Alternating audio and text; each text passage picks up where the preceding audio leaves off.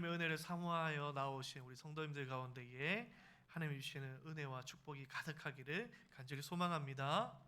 저희 옆 사람과 한번 인사 나누도록 하겠습니다. 사랑합니다. 축복합니다. 은혜 많이 받으세요. 네. 교육자로서 하나님의 말씀을 전한다라는 것은 저에게 너무나도 즐겁고 감사한 일입니다. 근데 하지만 그럼에도 불구하고 제가 설교문을 작성할 때는 너무나도 고민하면서 힘든 과정을 보냅니다. 특히 주일 같은 경우에 주일 사역을 다 마치고 또 때로는 이제 풋살도 하고 그 다음 날 월요일 새벽을 준비할 때는 정말 육신의 피곤함 때문에 힘든 가운데 설교를 준비합니다. 막 눈이 막 내리 깔리면서 막 목이 막 꺾이면서 그러면서 막 제가 뺨을 치면서 이렇게 버티며 설교를 준비합니다. 그렇게 힘들지만 때로는 그런 것들을 이겨내고 견뎌내면서 준비해야 또 좋은 설교문이 나오고 또 성도님들과 좋은 설교를 나눌 수 있기 때문에 그러한 것들을 극복하는 과정은 참 중요하다고 할 것입니다. 설교를 준비하는 저도 그렇지만 설교를 듣는 우리 성도님들도 비슷한 경험을 하실 거라고 생각합니다. 제가 설교를 준비할 때 피곤함 때문에 육체의 피곤함 때문에 힘듦을 겪는 것처럼 우리 성도님들도 이렇게 저녁에 나오셔서 말씀을 듣는 게 얼마나 고단하시겠습니까? 그죠? 직장에서 일하시고 또 가정에서 일하시고 오셔서 그 육신의 피곤함을 이겨내면서 설교를 듣는다는 게 참 쉽지는 않습니다. 그러나 그 피곤함을 이겨내셔야 말씀의 은혜가 임하는 줄 믿습니다. 오늘 그 육신의 피곤함을 싸워서 이기시고 말씀을 졸지 않고 은혜 받으시는 우리 성도님들 되시기를 간절히 축복합니다. 네, 제가 지금 몸이 조금 많이 불어서요 날씬하진 않는데 제가 옛날에는 많이 날씬했었습니다. 제가 학창 시절만 해도 상당히 날씬했고요. 그리고 또 운동도 잘 했더랬습니다. 여러분 믿으시는지 안 믿으시는지 모르겠는데 운동도 잘 했더랬습니다. 그래서 중학교 때 학교에서 대표로 육상 선수로 뽑혀서 활동했던 때가 있었습니다. 제가 몇 미터 대표였을까요? 네, 100m가 아니고 1500m, 3000m 이렇게 대표 선수로 제가 운동을 했었거든요. 네, 그래서 제가 그 학교 대표로 이렇게 뽑혔는데 제가 좋았을까요? 안 좋았을까요? 기분이 좋았을까요? 안 좋았을까요? 기분이 엄청 좋았죠. 뭐 이렇게 내가 잘한다 이런 게 아니고 이 육상 대표로 뽑히면 공식적으로 수업을 빠질 수가 있었거든요. 수업을 빠지고 운동장에서 놀 수 있을 거라는 기대감으로 이제 육상 대표로 뽑혀서 너무 좋았습니다. 근데 그것은 저의 착각이었어요. 예. 육상 대표가 되면은 이제 공식적으로 수업 시간에 그 운동을 하는 거였거든요. 근데 선생님 오시더니 올해부터 바뀌었다. 너희 학교 30분씩 일찍 등교해야 된다 이러시는 거예요. 그래서 일찍 등교해가지고 육상 훈련을 했는데 이 육상 선생님이 훈련을 진짜 힘들게 시키시는 거예요. 어떻게 훈련을 시키냐면 이 학교 운동장이 있지 않습니까? 운동장을 반으로 나눠서 반바퀴를 100m 뛰듯이 전속력으로 달립니다. 전속력으로 달리면 그 반바퀴가 끝나고 쉬지 않고요. 나머지 반바퀴는 빠른 걸음으로 쉬지 않고 걸어가야 돼요. 그리고 또 다시 반바퀴가 다 되면 또 반바퀴는 전속력으로 달리고, 여러분 이 말로 들어서 어떤지 모르시겠지만 진짜 힘든 운동입니다. 그래서 그것을 매일 10바퀴씩 하는 거예요. 10바퀴씩 하는데 그때가 한 6월 중순쯤, 6월 초중순쯤 되니까 얼마나 덥습니까? 근데 그 더운데 막 전속력으로 10바퀴를 뛴다는 게 정말 힘듭니다. 하지만 어떡합니까? 육상 대표로 뽑혔고 또 선생님이 쳐다보고 있고 또 등교하는 친구들도 쳐다보고 있으니까 열심히 달렸습니다. 열심히 달리고 한 바퀴, 두 바퀴, 9바퀴, 이제 10바퀴째 달리고 있었습니다. 10바퀴째 달리면 그래도 힘들지만 그래도 이제 곧 쉰다라는 기대감이 있기 때문에 최선을 다해서 10바퀴를 달렸습니다. 그리고 제 친구들도 10바퀴를 다 달리고 이제 10바퀴가 끝이니까 이제 거의 기어 들어가듯이 벤치로 가서 이제 쉬었습니다. 그렇게 쉬고 있는데 갑자기 선생님이 저를 향해서 이렇게 오라고 이렇게 손짓을 하는 겁니다. 웃으시면서 막 이렇게 오라고 손짓을 하셨습니다. 그래서 저는 속으로 내가 너무 잘 달렸나? 칭찬해 주시려고 나를 부르시나? 이런 생각을 했습니다. 그래서 기쁜 마음으로 선생님 왜 부르십니까? 이렇게 갔습니다. 그랬더니 선생님께서 활짝 웃으시면서 이렇게 얘기했습니다. 용기야, 너 혹시 몇 미터 출전하니? 그래서 제가 웃으면서 대답했습니다. 저 1500m, 3000m입니다. 그랬더니 선생님께서 웃으시면서 아주 밝게 웃으시면서 야, 그러면 너는 10바퀴 더 출발 이러시는 겁니다. 10바퀴만 뛰어도 죽을 것 같은데 저는 장거리 달리기라서 2배로 더 뛰어야 했습니다. 너무 힘들게 그렇게 육상 훈련을 했습니다. 저는 그래서 그 이후로 달리기를 싫어합니다. 네, 저는 걷는 거 좋아하고 차 타고 다니는 거 좋아하는데요. 네, 그날 이후로 참 이 육상에 대해서 노이로제가 걸릴 만큼 힘들게 그렇게 훈련을 했습니다. 아무튼 그렇게 힘들게 훈련을 하고 육상 이제 대회 날이 되었습니다. 그래도 그렇게 힘들게 훈련했던 게 도움이 됐던지 보통 이 장거리 달리기 1500m, 3000m는 둘 중에 하나만 뛸 수 있거든요. 1500m 하나 뛰면 지쳐가지고 다른 거 못합니다. 그런데 훈련이 잘 됐는지 저는 1500m 뛰었는데 또 3000m도 뛸 수 있는 것 같은 거예요. 그래서 1500m도 뛰고 3000m도 뛰었습니다. 두 종목을 다 뛰었습니다.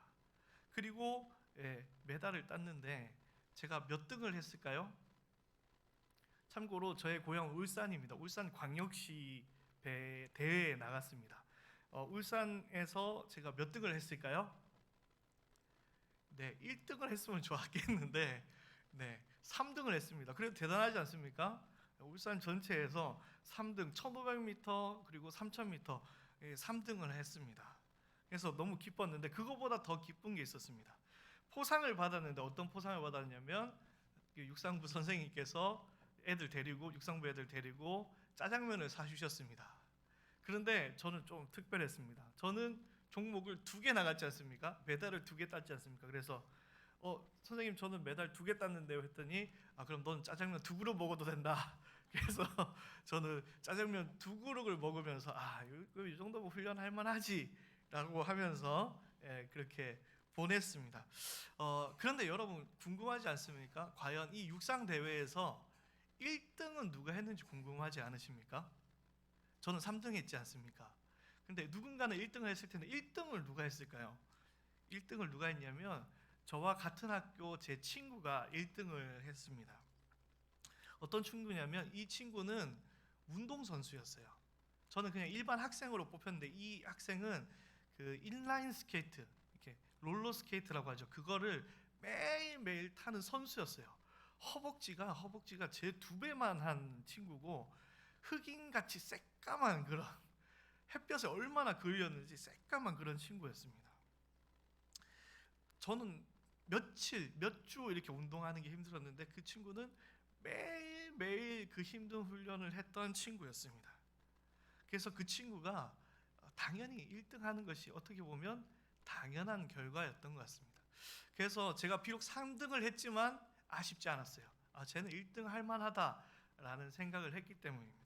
그러한 이 육상의 그런 경험을 하면서 제가 깨달은 게 하나가 있는데요. 뭐냐면 그때 깨달은 게 있는데 무엇이냐면 이 고난의 시기를 잘 견디는 자는 영광의 순간을 누리게 된다라는 것입니다. 저는 이것을 3글자로 성장통이라고 이야기하고 싶습니다. 오늘 이 성장통에 관해서 조금 이야기할 건데요. 이 성장통의 시기를 잘 견뎌낸 사람만이 성장할 수 있는 것입니다. 교회에도 이 성장통의 시기가 있습니다. 교회에도 고난의 시기가 있습니다. 문제가 발생하는 시기가 있고 그런 성장통의 시기를 교회는 겪을 수 있습니다. 우리가 단순히 교회의 숫자를 늘리기 위해서 성장통이 있다라고 제가 지금 말하는 것이 아니라, 교회는 그리스도의 몸으로서 그리스도에게까지 자라나야 하지 않습니까? 그렇기 때문에 교회는 당연히 이 성장하기 위해서 이 성장통이 있어야만 하는 것입니다. 에베소서 4장 15절에 이렇게 이야기하고 있습니다. 오직 사랑 안에서 참된 것을 하며 범사에 그에게까지 자랄지라. 그는 머리니 곧 그리스도라라고 말씀하고 있습니다. 그래서 교회는 성장해야 되기 때문에 크고 작은 문제들 그리고 고난들이 있습니다. 우리 성강교회도 그런 문제와 고난들이 있을 수 있습니다.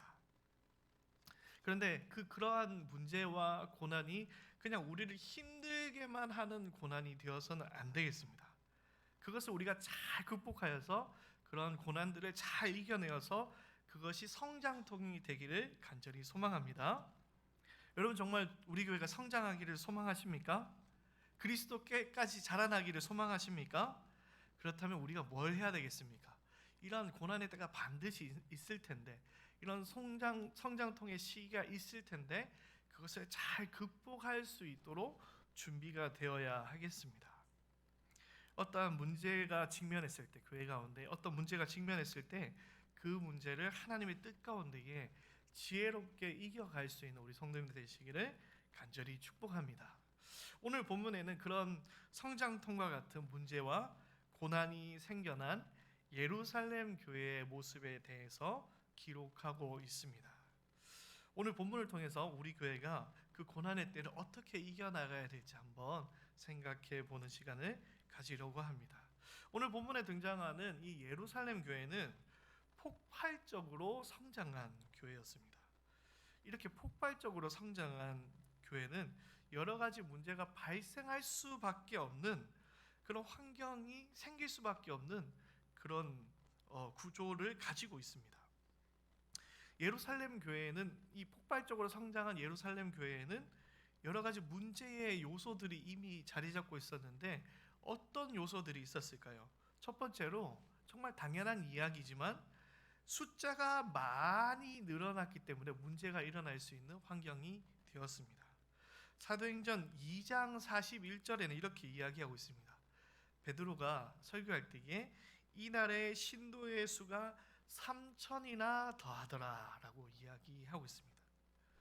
여러분의 집에 식구가 한 명이라도 늘어도, 한 명이 늘어도 준비할 게 얼마나 많습니까? 그죠? 근데 3,000명이 늘었다라는 것은 어마어마한 일인 것입니다. 교회 가운데 숫자가 갑자기 늘게 되면 그전에는 아무런 문제가 되지 않았던 것들이 문제가 되기도 합니다. 식사를 준비하는데 10명을 준비하다가 갑자기 인원이 100명이 되면 얼마나 고민이 많아지겠습니까? 주보를 접는 일만 해도 주보 100장 접는 거하고 주보 1000장 접는 거하고는 천지 차이인 것이죠. 교회에 성도가 적으면 이렇게 자리 아무 때나 앉아도 되잖아요. 이 성도님들 보면은 각자 이 은연중에 자기 자리가 있습니다. 내가 은혜 받는 자리가 있는데, 교회 성도가 많아지면요, 내가 원하는 자리에 앉을 수 없습니다. 안내자에 따라서 막 내가 원치 않은 자리도 앉아야 되는 거죠. 이전에는 문제가 되지 않았지만 성장함에 따라서 그런 것들이 문제가 될 수 있는 거죠. 제가 21살 때 첫 사역을 나갔거든요. 제가 첫 사역지에서 첫 수련회를 갔던 것이 아직도 잊혀지지 않는데, 담임 목사님께서 추천하셔가지고, 여러분 아시는지 모르겠는데 흰돌산 기도원에 수련회를 갔습니다. 네, 연세중앙교회 윤석전 목사님이 인도하시는 흰돌산 기도원에 담임 목사님이 이미 그 수련 신청을 하셔서 갔는데, 뭐 가는 거야 갈 수 있는데요, 거기에 정원이 3,000명이었는데 1,500명을 등록을 받은 거예요. 그러니까 그 장소에 자리가 없습니다. 막 진짜로 막 자리를 삐집고 들어가서 앉아야 겨우 앉을 수 있는 그러한 수련회였습니다. 그래서 그 좁은 자리에 우리 학생들을 데리고 갔는데, 문제는 이제 부장 집사님이 같이 가셨는데, 부장 집사님 생각에는 아이들을 좋은 자리에 앉히시고 싶었나 봐요. 그래가지고 제가 잠깐 화장실 간 사이에 자리를 맡으시고 다른 옆교회 부장 집사님이랑 3,000명, 5,000명이 앉아 있는데 두 분이 일어나 가지고 싸우고 계신 거예요. 두 부장 선생님께서 이 다른 청소년이 쫙 앉아 있는 그 자리에서 막 욕만 안 나왔지 엄청 거칠게 싸우시는 거예요. 처음 사역지를 나간 제가 마음을 상해가지고 지금이라도 수련회를 이제 접고 돌아가야 되나 그렇게 심각하게 고민할 정도로 그러한 문제들이 발생하는 것을 제 눈으로 봤습니다. 이렇게 교회가 성장한다는 것이 좋은 일이지만 또 숫자가 늘어난다는 것은 여러 가지 문제를 발생시킬 수 있는 그런 환경을 만들게 됩니다. 둘째로 이 예루살렘 교회는 어떠한 어려움이 있었냐면 살아온 문화가 다른 구성원들이 존재하게 되었습니다. 예루살렘 교회는 단순히 숫자만 늘어난 게 아니라 그 구성원에 많은 변화가 생기게 되었습니다. 조금 배경 설명이 필요한데요. 유대인들은 우리가 볼 때 다 같은 유대인이지만 유대인은 크게는 두 가지 그룹으로 또 작게는 세 가지 그룹으로 나뉘게 됩니다. 남유다와 북이스라엘이 아수르와 바벨론에 멸망당할 때에 포로로 해외로 외국으로 잡혀갔던 사람 아니면 그들의 억압을 피해서 해외로 피신했던 그러한 유대인들을 가리켜서 어려운 말로 디아스포라 유대인이라고 합니다. 해외로 나간 유대인이라는 뜻이죠. 그리고 이들이 이제 히브리어를 많이 잃어버리고 헬라어를 주로 쓰다 보니까 헬라파 유대인이라는 분류가 또 생기게 됩니다. 그들과 반대로 이 이스라엘을 그러한 시기에도 떠나지 않고 계속 그 자리를 지켰던 사람들을 히브리파 유대인이라고 표현합니다. 그러니까 헬라파 유대인과 히브리파 유대인, 이스라엘에 계속 머물렀던 유대인과 이스라엘을 떠났던 유대인으로 분류가 되는 것이죠. 예루살렘 교회는 오순절의 성령 감림 사건을 계기로 폭발적으로 부흥했습니다. 근데 그 오순절 사건을 우리가 다 알고 있죠. 잘 살펴보시면 방언을 통해서 복음이 전파됩니다. 성령이 임하자 각기 다른 방언으로 복음을 전파하였습니다. 복음을 받아들인 그 구성원들이 누구였는지 이 이야기를 통해서 우리는 쉽게 알 수 있죠. 히브리파 유대인이 아니라 헬라파 유대인 또는 디아스포라 유대인들이 복음을 듣고 예루살렘 교회 구성원으로 들어오게 되었다라는 것을 알 수 있습니다. 그래서 자연스럽게 예루살렘 교회 안에는 이 헬라파 유대인과 히브리파 유대인, 해외에서 온 유대인과 그 지역 예루살렘에 살던 유대인으로 나뉘게 되는 것이죠. 이들은 다 유대인 같지만 사고도 다르고 언어도 달랐습니다. 우리가 마치 해외 교포를 만나게 되면 같은 한국인이지만 같은 동포지만 조금 사고가 다르고 언어도 다른 것처럼 유대인들도 그러했다라는 것입니다. 특별히 언어적인 문제들이 이 예루살렘 교회에 있을 수밖에 없게 된 겁니다. 이 예루살렘 교회의 주축은 누구였을까요? 히브리파 유대인들이었습니다. 왜냐하면 이 예루살렘에 살던 사람들이니까요.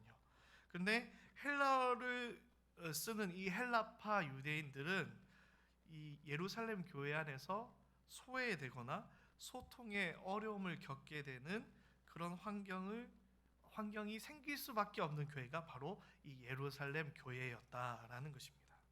세 번째로 이 예루살렘 교회에 어려운 문제들이 있었는데 바로 재정적인 문제가 있었습니다.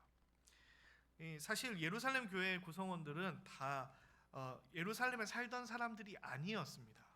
오순절날 명절을 지키려고 예루살렘에 왔던 순례자들이었기 때문에 이곳에 왔다가 복음을 들어서 예루살렘에 정착한 사람들이었습니다. 고향으로 돌아갈 수 없었습니다. 왜냐하면 교회는 이 예루살렘 밖에 없었기 때문에, 그래서 이곳에 머무는 사람들이었기 때문에 이들 중에 대부분은 직업도 없고 집도 없고 재산도 없는 사람들이 대부분이었습니다. 그래서 예루살렘 교회는 재정적으로 도움이 필요한 사람들이 많은 교회였습니다. 그래서 재정적인 어려움들을 갖고 있는 교회가 이 예루살렘 교회였습니다. 이러한 세 가지의 큰 어려움들이, 큰 문제가 될 만한 것들이 구조적으로 이 예루살렘 교회에 있었는데 놀라운 사실은 무엇이냐면 이 예루살렘 교회는 이러한 문제의 요소들이 도처에 널려 있음에도 불구하고 모범적으로 아무런 문제 없이 잘 지냈다라는 것입니다. 사도행전 2장 46절에 보면 뭐라고 이야기하고 있냐면, 날마다 마음을 같이하여 성전에 모이기를 힘쓰고 집에서 떡을 떼며 기쁨과 순전한 마음으로 음식을 먹고 하나님을 찬미하며 또 온 백성에게 친송을 받으니 주께서 구원받는 사람을 날마다 더하게 하시니라. 사도행전 4장 37절에는 이렇게 얘기합니다. 또 바나바는 그가 밭이 있음에 팔아 그 값을 가지고 사도들의 발 앞에 두니라 라고 기록하고 있습니다. 하나님이 주시는 은혜와 기쁨 가운데 예루살렘 교회는 물건을 통용하고 재산과 소유를 팔아서 각 사람의 필요를 따라서 나눠주는 그런 귀한 공동체로서 세워져 갔습니다. 이 바나바 같은 성도들의 섬김을 통하여서 여러 가지 문제 요소들이 많음에도 불구하고 예루살렘 교회는 흔들림 없이 성장했던 교회였습니다. 우리도 이렇게 멋진 교회가 되기를 간절히 소망합니다. 근데 문제가 결코 없을 수는 없는 것이죠. 결국에 이러한 예루살렘 교회에도 문제가 생겼습니다. 오늘 본문 6장 1절에는 이렇게 얘기하고 있습니다. 그때에 제자가 더 많아졌는데 라고 기록하고 있습니다.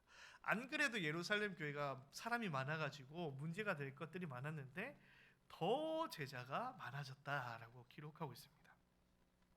그래서 이 예루살렘 교회에 문제가 발생합니다. 어떤 문제가 발생했습니까? 바로 구제의 문제였습니다.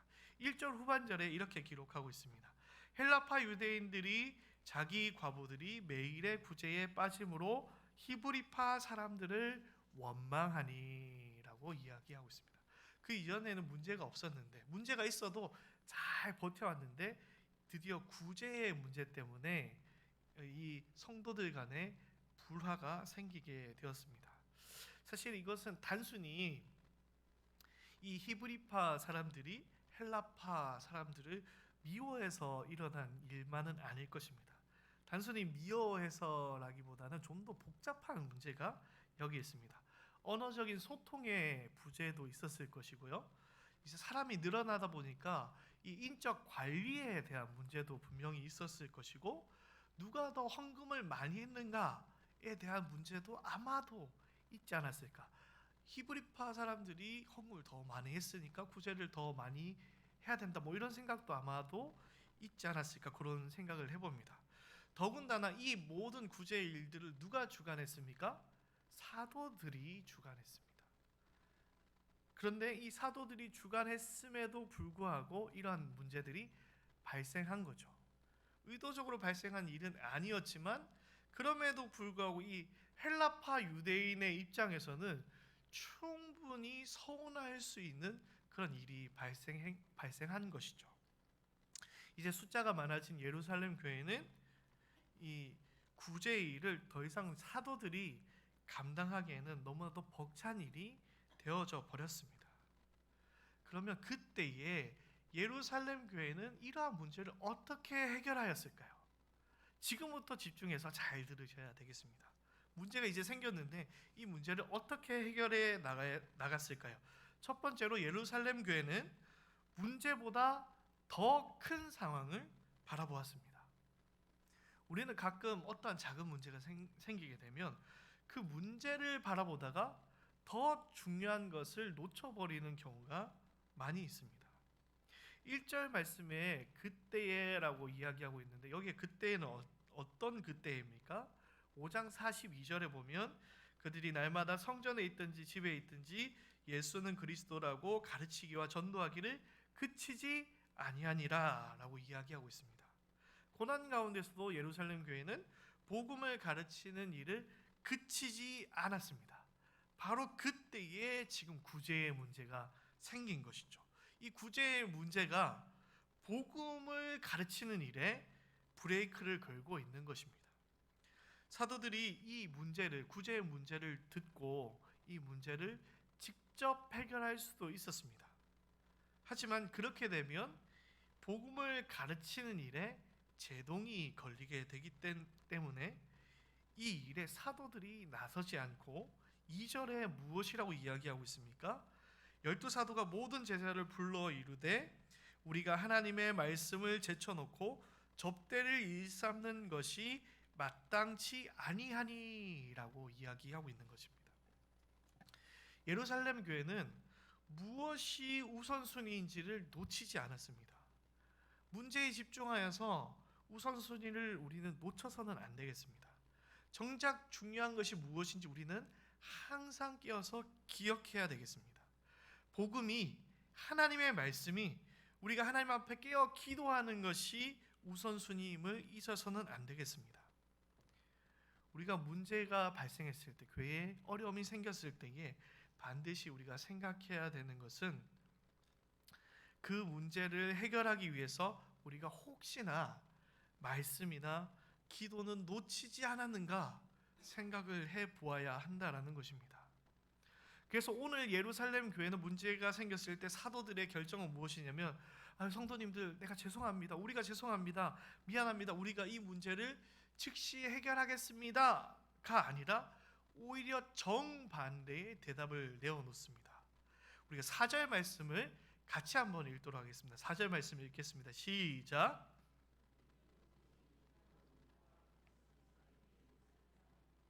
네, 사도들이 뭐라고 얘기했습니까? 우리는 기도하는 일과 말씀 사역에 오히려 힘쓰겠다라고 선언하고 있습니다. 구제 사역에서 우리가 손을 떼고 기도하는 일과 말씀 사역에만 집중하겠다라고 선포해 버립니다. 작은 문제에 갇혀 있는 것이 아니라 더 우선적인 것을 사도들은 붙잡았습니다. 그렇지만 이 사도들의 이러한 결정이 우리들은 이제 구제하는 일 힘들어가지고 복잡해가지고 못해 먹겠습니다. 여러분이 알아서 하십시오 라고 던져버렸다라고 오해해서는 안 되겠습니다. 사도들이 문제를 저버리고 말씀과 기도에만 신경 쓰겠다라고 한 것이 아니었습니다. 사도들은 우선순위를 붙잡았지 구제사역을 결코 가볍게 여긴 것은 아닙니다. 예루살렘에서 이 구제사역은 이 교회를, 예루살렘 교회를 지탱하는 핵심 사역 중에 하나였기 때문입니다. 예루살렘의 구제사역은 특히 재산을 서로 통용하는 이 성도의 헌신은 이 예루살렘 교회 밖에 있는 믿지 않는 사람들에게 교회를 다시 바라보게 하는 매우 모범적인 사례였기 때문에 매우 중요했고, 그리고 이 예루살렘 교회에 도움이 필요한 사람들이 너무나도 많았기 때문에 너무나도 중요한 일이었기 때문에 이 사도들이 결코 이 구제 사업을 경히 여긴 것은 아닙니다. 그래서 사도들이 어떻게 합니까? 이 일을 위해서 하나님의 일꾼을 따로 세우게 됩니다. 교회는 하나님이 세우신 일꾼들의 헌신을 통해서 성장하는 줄 믿습니다. 교회가 성장하게 될 때에는 새로운 일꾼들이 필요합니다. 우리 교회가 성장하기 위해서, 자라나기 위해서는 하나님의 일꾼들이 많이 세워져야 함을 우리 성도님들이 기억하셔야 합니다. 그러면 어떤 사람이 일꾼으로 세워졌습니까? 어떤 사람을 우리가 일꾼으로 세워야 됩니까? 3절 말씀을 같이 한번 읽도록 하겠습니다. 3절 말씀 읽겠습니다. 시작.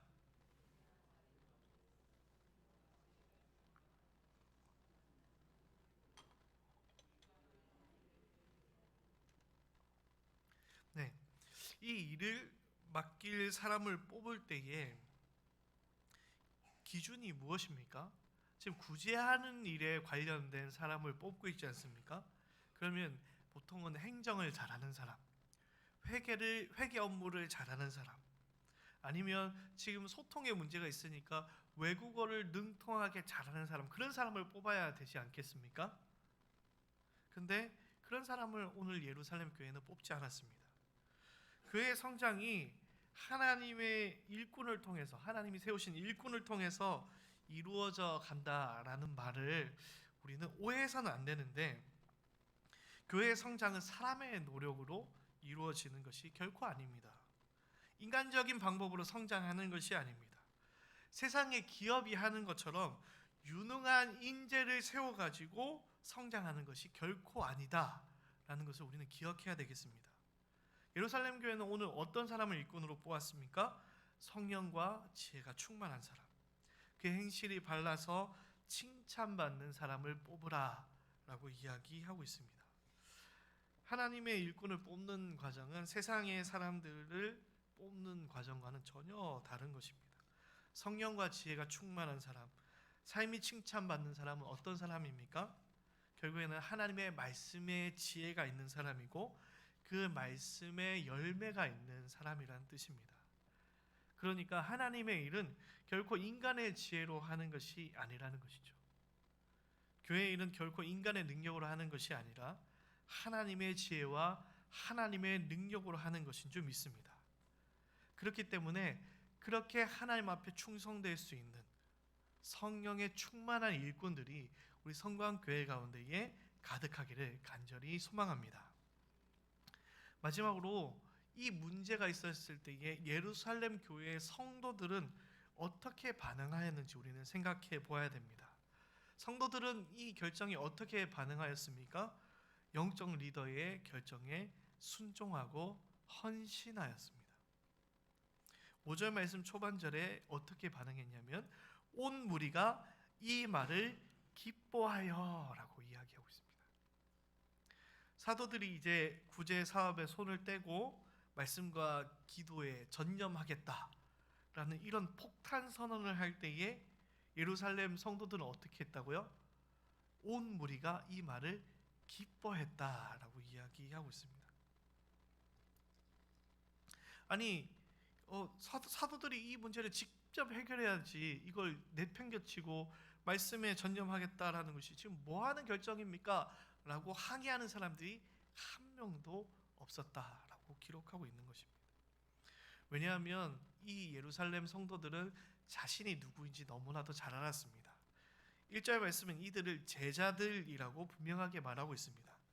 이들은 자신들이 제자라는 사실을 너무나도 잘 알고 있었습니다. 제자들에게 필요한 것은 하나님의 말씀이라는 사실을 이들은 너무나도 잘 알고 있었기 때문에 작은 문제가 예루살렘 교회에 발생하였지만 말씀 사역의 우선순위를 두겠다라는 이 사도들의 결정을 잘 이해하고 그들의 결정에 잘 따랐던 것이죠. 그 결정에 아멘으로 기쁨으로 순종할 수 있는 그런 제자들이 예루살렘 교회의 성도들이었습니다. 앞으로 우리 교회 가운데 어떠한 어려움이나 문제와 환난이 있을지는 모르겠습니다. 그런데 그때에 우리 성도님들이 우리 담임 목사님, 동사 목사님, 우리 말씀의 사역자들이 말씀을 전하는 일에, 기도하는 일에, 제자를 세우는 일에 온전히 집중할 수 있도록 우리 성도님들께서 도와주시기를 간절히 부탁드립니다. 우리 성도들은 그런 성숙한 성도들과 제자들이 되시기를 간절히 축복합니다. 더 나아가서 예루살렘 교회는 더 놀라운 결정을 보여줍니다. 조금 길지만 5절 말씀을 여러분이 한번 같이 읽도록 하겠습니다. 5절 말씀입니다. 같이 읽겠습니다. 시작.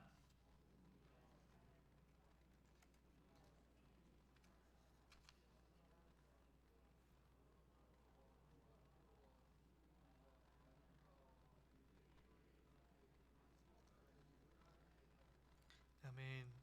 네. 이 내용 구절을 보면 특별할 것이 없어 보이지만 사실 이 구절에는 우리가 알지 못하는 중요한 비밀이 하나 숨겨져 있습니다. 그것은 무엇이냐면 이 열거됐던 이름들은 다 헬라식 이름이라는 것입니다. 이 문제를 해결하기 위해서 사람들을 뽑았는데 이 뽑은 사람들이 다 헬라파 유대인이었다라는 사실입니다. 히브리파 유대인들은 지금 헬라파 유대인들이 구제에서 소외되는 이 문제를 해결하기 위해서 무엇을 했냐면 히브리파 유대인 자신들이 가지고 있던 기득권을 다 내려놓고 헬라파 유대인들을 일꾼으로 뽑았다라는 것입니다. 이 히브리파 예루살렘 교회 유대인들의 섬김이 있었기 때문에 예루살렘 교회는 그 문제를 잘 해결해 나아갈 수 있었습니다. 또 반대로 헬라파 유대인들도 이 일을 해결하기 위해서 열심히 헌신하였습니다. 앞서서 바나바에 대해서 잠깐 설명드렸는데 이 바나바가 대표적인 헬라파 유대인이었거든요. 이 바나바는 이미 앞서서 4장에 자신의 밭을 다 팔아서 소유를 헌신했습니다. 하나님 앞에 내어놓았습니다. 이러한 섬김을 통하여서 이 예루살렘 교회는 이 문제들을 해결해 나아갔습니다. 여러분, 성장이라는 것은 그 누구도 혼자 할 수 있는 것이 아닙니다. 병아리가 혼자서 이 알을 깨고 나오는 것 같지만 사실은 어미가 알을 품었기 때문에 이 병아리가 알을 깨고 나올 수 있는 것이죠. 교회에 어려움이 생겼을 때에, 어떠한 문제가 생겼을 때에 성숙한 성도들이 연약한 성도들을 위하여서 자신의 권리를 내어놓을 수 있어야 됩니다. 그들을 위해서 품어줄 수 있어야 됩니다. 그들을 섬기고 때로는 그들을 위해서 희생을 해야 됩니다. 그러한 섬김 속에서 교회는 성장할 수 있고 지금까지 성장해 왔다라는 사실을 우리는 반드시 기억해야만 하겠습니다. 우리 성도들이 그러한 순종과 섬김을 통하여서 교회의 문제들을 이겨나갈 수 있는 교회의 밑거름들이 되시기를 간절히 축복합니다. 결국 이러한 문제 가운데 예루살렘 교회는 어떻게 되었습니까? 7절 말씀에 이렇게 기록하고 있습니다. 하나님의 말씀이 점점 왕성하여 예루살렘에 있는 제자의 수가 더 심히 많아지고 허다한 무리의 제사장의 무리도 이 도에 복종하니라. 할렐루야. 예루살렘 교회는 이 구제라는 문제가 생겨났지만 그 성장통은 하나님의 뜻 안에서 잘 극복되었습니다. 그리고 오히려 그 문제를 뛰어넘어서 말씀이 더 왕성하여지고 제자의 수가 더 심히 많아지고 허다한 무리가 이 복음의 말씀 가운데 복종하는 부흥의 역사가 일어나게 되었습니다. 우리 성광교회가 그런 교회가 되기를 간절히 소망합니다. 말씀의 결론을 짓겠습니다. 교회는 여러 크고 작은 문제들이 존재합니다. 교회는 그리스도에게까지 날마다 자라나가야 되는 그런 존재이기 때문에 그러한 어려움들이 존재할 수밖에 없는 것이죠. 그런 문제들이 교회에 있을 때 우리는 어떻게 해야 되겠습니까? 문제에 신경 쓰다가 정작 중요한 것을 놓치지 않아야 되겠습니다. 중요한 것을 꼭 붙잡아야 되겠습니다. 문제 가운데서도 말씀과 기도와 복음의 사명을 놓쳐서는 안 되겠습니다. 그리고 또 어려움이 있을 때 어떻게 해야 됩니까? 어려움 가운데에 신실한 하나님의 일꾼들이 세워져야 되겠습니다. 여러분이 그런 성령과 지혜가 충만한 일꾼들로 세워지기를 간절히 소망합니다. 마지막으로 성도들이 어떻게 이 어려움을 극복해야 됩니까? 교회 리더들과 한 마음과 한 뜻이 되어서 순종하고 또 연약한 자들을 위해서 도와줄 수 있는 섬김을 통하여 이러한 문제들을 극복해야 되겠습니다. 그러한 교회가 될 때에 하나님의 말씀이 점점 더 왕성하여지는 줄 믿습니다. 하나님의 나라가 이 땅 가운데 풍성하여지는 줄 믿습니다. 그런 역사의 주인공이 여러분이 되시기를 간절히 소망합니다.